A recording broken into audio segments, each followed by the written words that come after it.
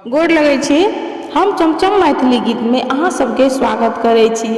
आइ हमर सासू माँ एगो रामनवमी के चैती गीत कहै छथि।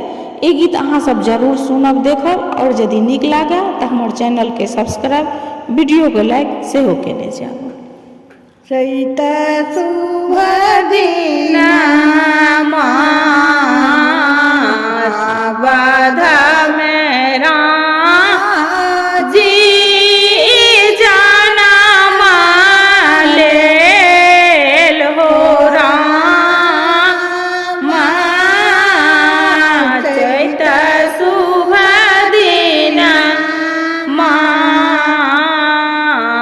बाध में राम जी जनम लेल हो राम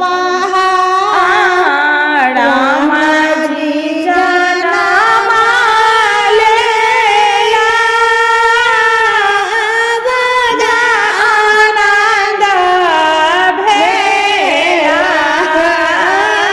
घरे घरे बाजे बधाइया हो राम। घरे घरे बाजे बधाइया हो राम। कियो लुटाई धन धन सोनामा हो। कियो लुटावे घर आंगना हो राम।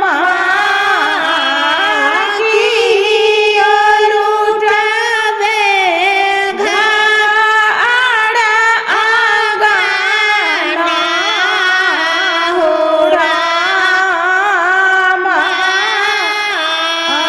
दशरथ